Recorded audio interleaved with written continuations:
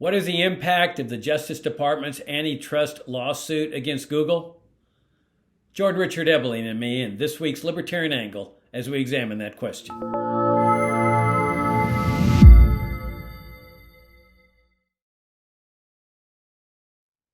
Hi, I'm Jacob Hornberger, president of the Future of Freedom Foundation, and welcome to this week's issue of the Libertarian Angle, the show that brings you all the principled case for the libertarian philosophy.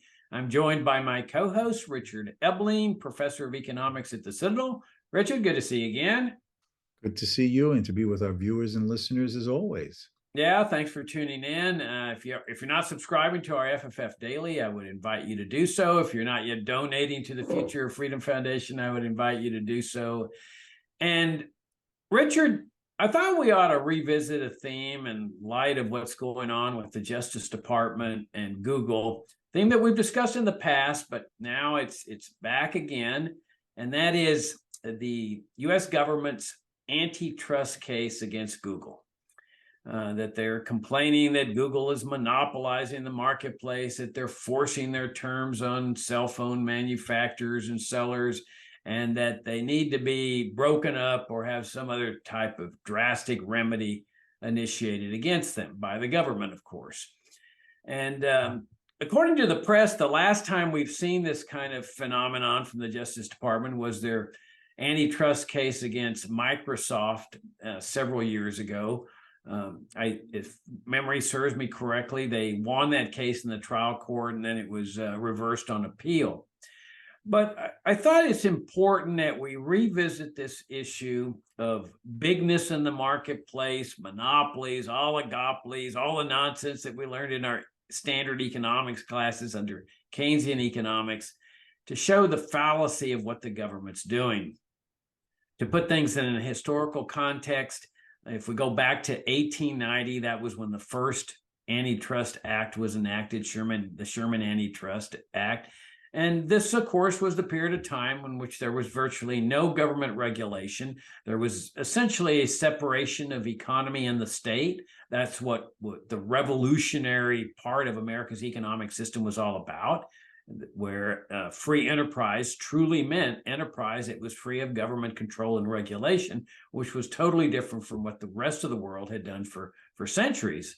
And of course, and for that matter, what the British colonies had done prior to this phenomenal period in the 19th century where enterprise was essentially free of government regulation. But as we've talked about in the past, there's this movement in the late 1800s to move America in a socialist direction, an interventionist direction, and the direction that Europe had followed for centuries, Asia had followed for centuries. And one of the first manifestations of this on a federal level, if not the first, was the Sherman Antitrust Act. And the idea was, these big corporations were forming and people were becoming multimillionaires, and that it was up to the government to break apart these businesses. And the Standard Oil Company was a good example of this. They said, Standard Oil's monopolizing the market, even though prices were dropping during the period of time that they brought their lawsuit of oil. And every time Standard Oil would go and buy another oil company, there was freedom of entry into the business. More businesses would open up and say, hey, come and buy me now. So it was really a fallacious lawsuit. But since then, we've had all these additions and modifications of the Sherman Antitrust Act, which ultimately manifest themselves in the current lawsuit. Now, just to explain the basics here, as we argue in a free market, the consumer is sovereign. It decides which businesses are going to succeed. And so if you have a legitimately free market, a business is going to get big simply because it's satisfying consumer wants. It's selling products that consumers are willing to pay for. And so the bigger it gets, it's just a sign of how successful it has been in satisfying consumer demands. Now, let's set apart the illegitimate acquisition of wealth, like government contracts and government largesse and government grants and so forth, and just talk simply about bigness that comes from consumer sovereignty in the marketplace. There's nothing wrong with that. And this is what these interventionists in the Justice Department just don't recognize, is that bigness, when you've satisfied consumers, is something good. and that as long as there's freedom of entry, that business has to continue satisfying consumers, or they're going to lose market share to some other new business who's over there offering a better mousetrap. So there was absolutely no reason why they needed to go after Microsoft, and there's no reason why they have to go after Google.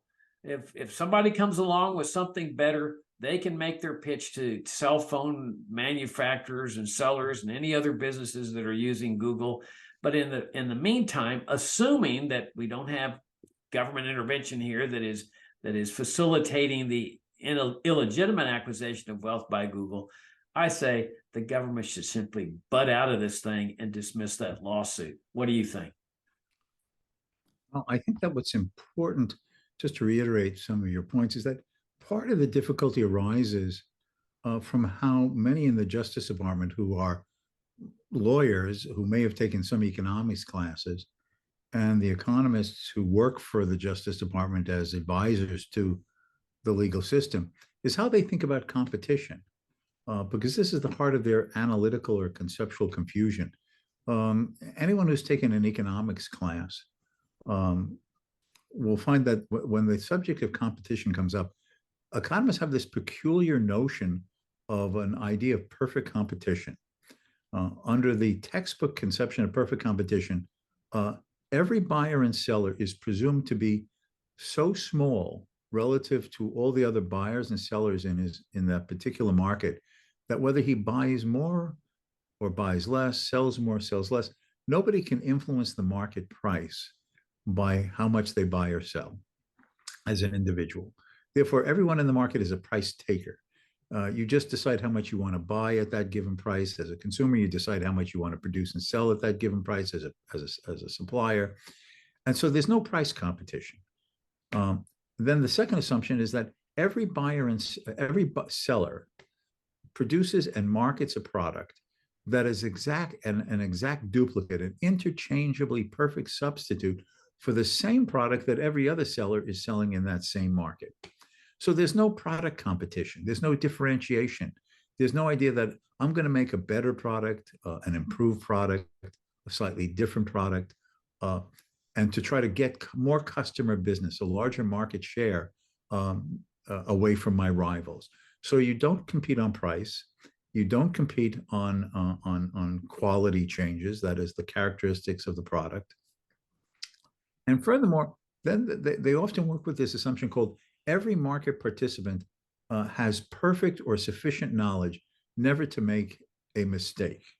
That is, no buyer says, why didn't I just wait and realize that there was this product, this person who could sell the product, and he could sell this product to me for 10 cents less than what I paid.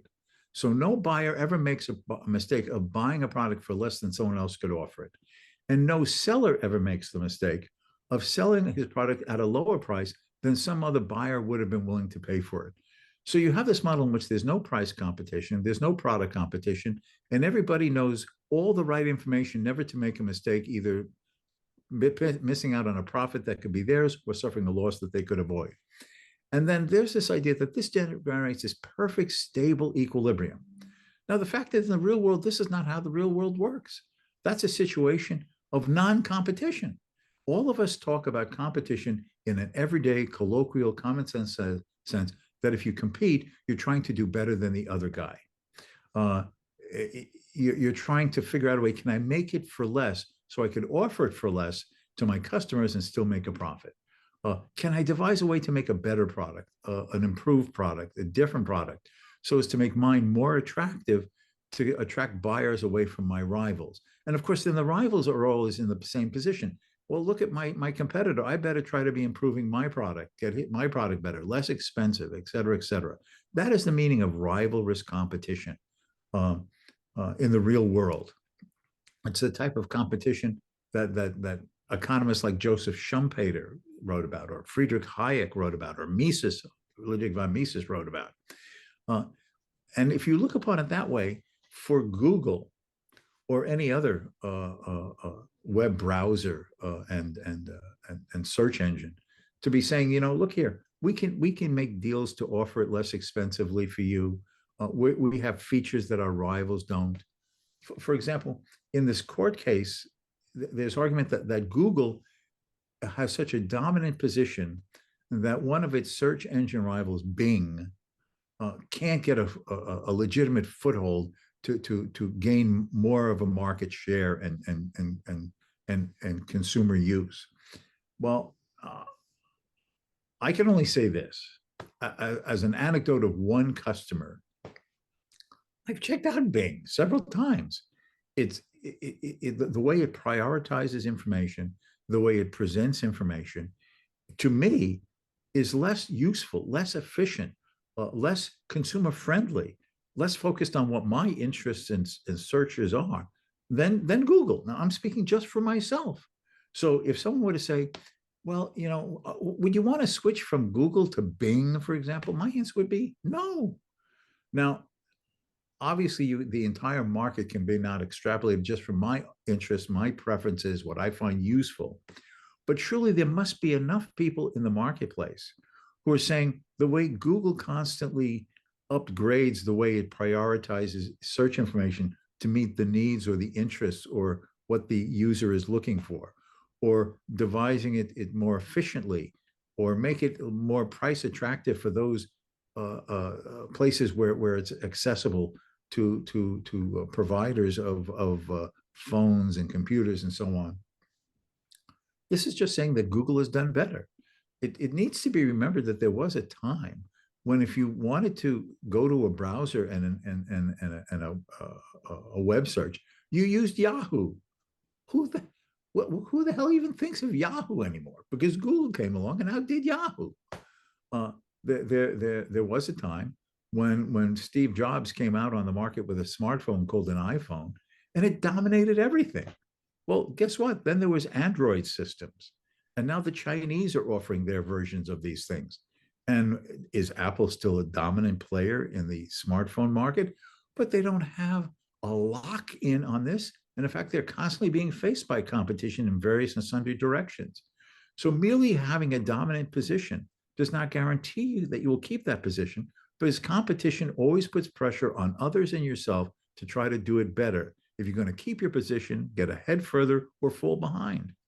So unless the government is giving special favors, privileges, exclusionary opportunities to a particular supplier that no one else can compete against them, no one can offer a different product, no one can offer better terms than Google to potential users, unless the government is intervening in that way,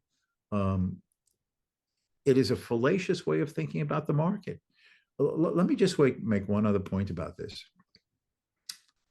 Joseph Schumpeter, a very famous Austrian-born economist in the 20th century, wrote a famous book called Capitalism, Socialism, and Democracy. Came out during the Second World War. And in this, he has a discussion of what competition means.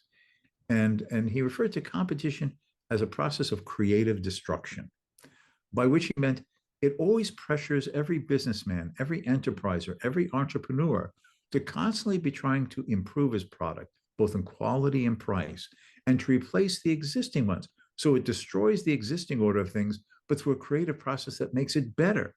And he said that if you're going to judge competition, you can't do it by one of these stupid little perfect competition models, nor can you even do it, well, what happened today or last week or the coming week? He said that to understand competition in this dynamic, creative, innovative, betterment of the consumer's life perspective, you must look at it over years, decades. And without pushing this too much, I'm talking too much. But let me tell you, someone did a study of Fortune magazine, of the Fortune 500, from the time Fortune magazine started doing, what's the 500 largest businesses, corporations, and ranking them, 1920s, 1930s, 1940s, 1950s, every year. And if you just pull out random issues, 1937, 1948, 1956, 1966, 7, blah, blah, blah. And you look at who's listed. What you find is that companies that were at the top are at the bottom sometimes, or have disappeared completely. And companies that weren't even among the Fortune 500 in the past have entered it and have gone up or down over the years have gone by. What is that an indication of? that the market is constantly vibrant, innovative, changing, dynamic, and wealth and market share is not guaranteed as long as the market is open to rivalrous opportunity for anyone to try, both in existing firms and startup firms and single entrepreneurial firms. Yeah, that's a great point about the Fortune 500 because I recall I was an economics major in college, and I remember, discussing and studying things like monopolies and then oligopolies. Oligopolies was a group of businesses that are all involved in the production of the same product, but they act like a monopolist, sort of like General Motors and Ford all producing automobiles, and that they had the ability to fix prices. Well, if that's the case, that they have the ability to fix prices and shut out competition, that was the other thing. They could shut out competition, and they called it economies of scale, that nobody could start a new car company because it costs so much money.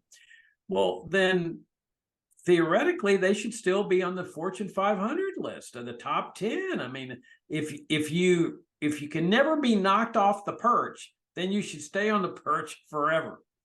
And that would apply to every business, let's say in the top 10 30 years ago. And yet, as you point out, most, if not all of them, are gone, replaced by new ones. Now, what does that tell us? That tells us, as you point out, the market is a great redistributor. The market is a great breaker-upper of these big firms. And the reason is that if you don't satisfy consumers or continue to satisfy consumers, they're going to take their business elsewhere. As Mises said, consumers are a ruthless bunch. They don't have any loyalty. If they find a better product at a lower price, they're out of there and they're going to go to that better product.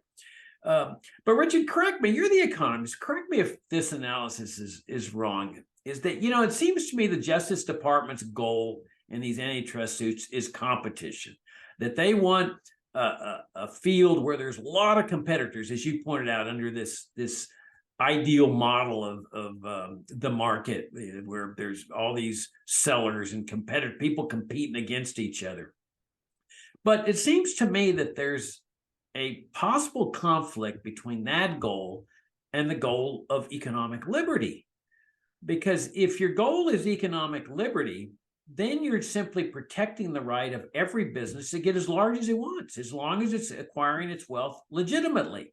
And if that means buying out other businesses or out-competing other businesses, and businesses can't make it, they go out of business, then that's just the brakes.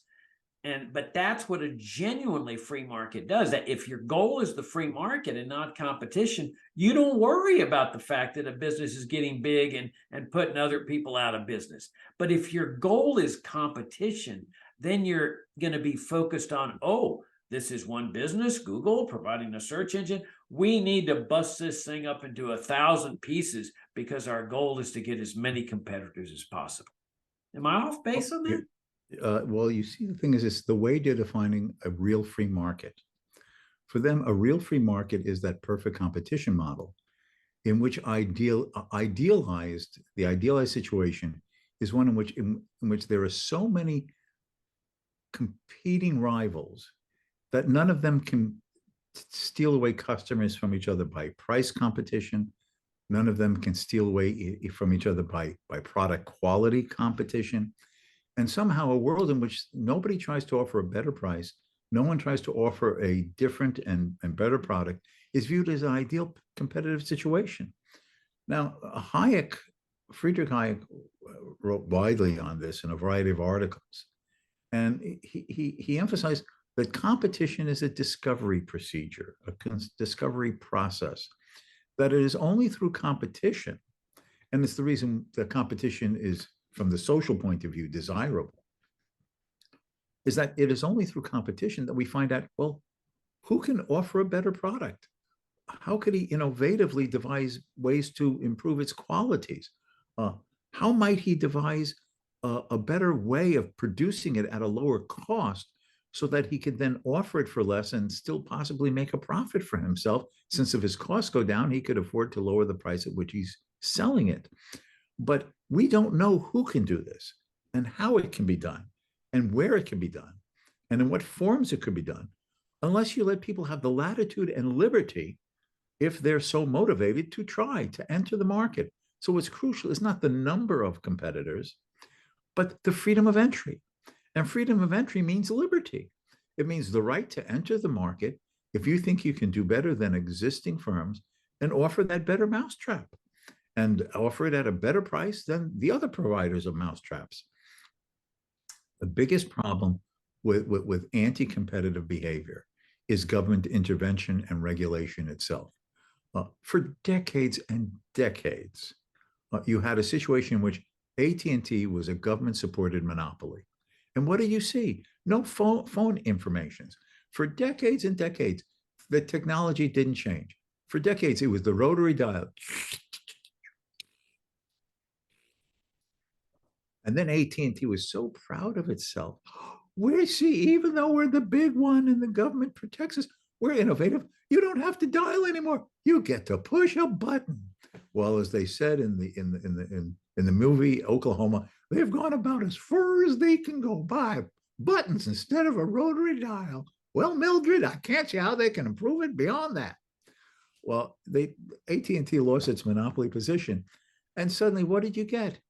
Cordless phones, phones that you could hold in your hand, and it was Mickey Mouse. You spoke into Mickey's belly button and listened through his nose. And then there was the princess phone. Yes, the slender phone for the more dainty and delicate woman's hand, assuming we know what a woman is. And so we have all of these things. And then you had the flip phone. And then we had this. The same thing worked when the government monopoly on control of the airwaves was ended. Many of us are old enough to remember a time before satellite TV and cable TV. There was NBC, CBS, and ABC TV, and there are a handful of local affiliates. And that was your only choice. But then that monopoly was broken up, and suddenly you saw this outburst of cable TV, satellite TV, with not just 3 primary stations, but hundreds to fit every niche, every interest, every desire, and competition about the packages that you could get from these services, which has made more things on television than anyone could ever hope to watch and would want to watch. So this is, once you allow freedom of entry and the freedom of minds to figure out creative ways that they can do something new, better, or different, so as to get consumer business as their niche in the division of labor by which they earn a living, you just blossom this. You allow Hayek's discovery procedure of the competitive process to have its way. So as long as there's freedom of entry, which means liberty, and not concerned with competition as the stylized model, you have a free society that is both one where choice is allowed and prosperity follows. Yeah, your point about monopolies is very good. In the classic monopoly case, you've got the government operating the enterprise and prohibiting by law anybody from competing. And the classic example is that's the Postal Service. I mean, here is this gigantic enterprise that's being run by the government, and they will not permit competition. And there's been, many instances where a group of people will start to deliver first-class mail in a city and do it at a much cheaper price than what the Postal Service charges with its postage stamps. The Justice Department will immediately go into federal court and get a restraining order, temporary injunction, and later a permanent injunction, shutting that business down. They will not permit competition. And yet, how many of the opponents of big government that are cheering every time the Justice Department goes after a private institution complain about that? None of them. But that's your classic monopoly. It's the Postal Service. Then, as you point out, you've got instances where they give a privilege to a private company to run the monopoly, where they will go down and shut down any competitors to help that private company out and have total share of the market. Really good legal case in this area is the slaughterhouse cases, which I would highly recommend readers to read, specifically the dissenting opinions. I think it was wrongly decided, but the dissenting opinions, this involved the state of Louisiana granting a monopoly in the late 1800s to a slaughterhouse in the city of New Orleans. And they said all the competing slaughterhouses had to shut down and all the butchers had to use this monopoly slaughterhouse. It was a private entity. And the case reached the Supreme Court. The competing slaughterhouses said this violates the provisions of the 14th Amendment.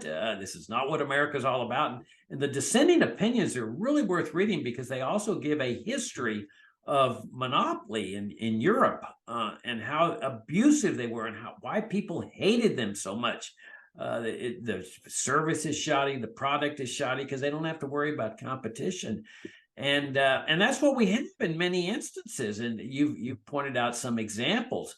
But as long as a market is free of any kind of government privilege, and as you point out, Richard, there's freedom of entry. That's all you really need in a free marketplace. So we want to get rid of the government largesse or the government privileges, the government grants. But if a company is getting big because it's satisfying consumers, that is absolutely the ideal that we look for in a genuinely free society and a genuinely free market. Yeah, I would concur about, people looking at the slaughterhouse case. There's a lot of meat to chew on there. I don't think I get that. Would you please elucidate? Keep working on it. Oh. But I think that and this idea of conspiracy, there was this great electric conspiracy case in the 1960s. It's talked about in rather detailed good length by Robert Bork in his book, The Antitrust Paradox. And it seems that in the 1960s, these electric companies that built electrical facilities around the country were accused of conspiring. And what they were doing, supposedly they would get together, representatives would get together, some room in the back of a building, and well, who's going to make a bid for the contract? Well, I got it last time. It's your turn, Joe. You'll make the lowest bid. And so they'd conspire who got the bids, right? To guarantee, shares of the market. Well, what happened was is that they would reach these agreements, but then each representative would get back to their home office and their upper boss said, "You better get that contract." And so then when the bids would actually be put in for one of these big jobs, it would turn out that one of the other rivals who said that, yeah, you get it next, knowing what his rival was going to bid, would underbid him to try to get it instead. So this went on. So even the evidence of the case showed that the attempt to conspire, to collude, to sort of guarantee these shares just didn't work out. Another example of this was the OPEC cartel, the Organization of Petroleum Exporting Countries. Back in the 1970s, following a war in the Middle East between Israel and some of its neighbors, the Arab countries in OPEC decided to issue an embargo against Western Europe and the United States for, supporting Israel against the Arab world. And so oil supplies were cut dramatically. Now in Europe, they let prices more or less rise. That was under Richard Milhous Nixon, a Republican. He imposed price controls, including prices on oil and gasoline, which caused a huge disruption. But the OPEC cartel, having decided to reduce the amount of oil, set up these quotas for each other. But then when the controls started to be lifted in the United States and it became profitable, they uncapped older wells in Texas. They started doing the exploration in Alaska that became the development of the North Shore of Alaska with the oil deposits. And then in Europe, there was the development of the North Sea under the ocean bed oil. And then suddenly all these supplies of oil outside of OPEC's control began coming onto the market. And now the OPEC members are starting to lose. And so now, as a result of this, the OPEC members start cheating on each other. Saudi Arabia would say to Nigeria, "You weren't supposed to sell more than this, and that was the price. But our revenues were falling because of North Sea oil coming on the market, or the north slope of Alaska. So I had to underbid and increase output." So as long as there's competition, even global competition of some sort or another, and you give it a time, that Schumpeter view of don't judge it by a day, a week, give it the long view of years, you see that invariably the market undermines the attempt to rig markets, whether it be among domestic producers like the great electric conspiracy, or in the case of OPEC trying to rig markets and dib up market shares among the members. At the end of the day, if there's an avenue of competition, domestic or global, for some form of freedom of entry destroys any attempt. The only way you can assure it over the long run and to guarantee the protection for some producers at the expense of others and the consumers is through government privilege, restrictions, and monopoly. Yeah, and I'd add to that government regulations. That sometimes they impose such onerous and expensive regulations that it actually protects the people that are already there because they're so big, they can handle these large expenses, lawyer fees and so forth, compliance officers, while a startup company has a virtually impossible time paying these same regulatory expenses. And, right. and I think before we finish, it's worth pointing out that, you know, I mentioned earlier the oligopoly that supposedly existed in the automobile industry when we were economics majors back in the 70s and 80s, and how, you know, nobody could enter into the competition because they were so large and oligopolistic. And yet here you have Elon Musk that starts Tesla and gets this huge market share. In fact, if I'm not mistaken, he sells more cars than all the others combined. So it's a classic example that as long as you have some freedom of entry in there, there's no government that prevented him from starting a new company, that's what economic liberty is all about. It's not about just getting competitors. It's about having freedom of entry, as you have emphasized here, that enables the upstart to come in with a new, better automobile or a new, better mousetrap. So if the market is free, you get both liberty, competition, and prosperity. All right. On that eloquent note, we'll wrap things up. Richard, as always, I greatly enjoyed the conversation. If you're new to FFF, come and see our website at fff.org for about 34 years of principled arguments. Richard, I think before we finish, I meant to mention that there's a great book that you know about, and that on antitrust and monopoly. Is it Dominic Armentano's book? Is that the name of it? It's Monopoly and Antitrust, I believe, by Dominic Armentano. Yeah, and I would second the recommendation. The first part of the book, the first couple of chapters, compares that textbook perfect competition model to the Austrian understanding of market as a rivalrous, competitive, dynamic, entrepreneurial driven process. The rest of the book are excellent, clear, easy to read, not complicated expositions of many of the classic antitrust cases that the US government brought up against American businesses, and how the facts did not substantiate the government's claims, how when the government tried to break things up, it made it even worse than just leaving the market alone. Yeah, and it was a long time ago that the book was published, 70s maybe, but it's a fantastic, timeless book. And if you want to know about the free market approach to antitrust, that's the book to buy. It's either Monopoly and Antitrust or Antitrust and Monopoly, but It's Dominic Armentano. All right, on that note, Richard, we'll wrap things up. I greatly enjoyed the visit, and I look forward to talking to you next week. Until next time.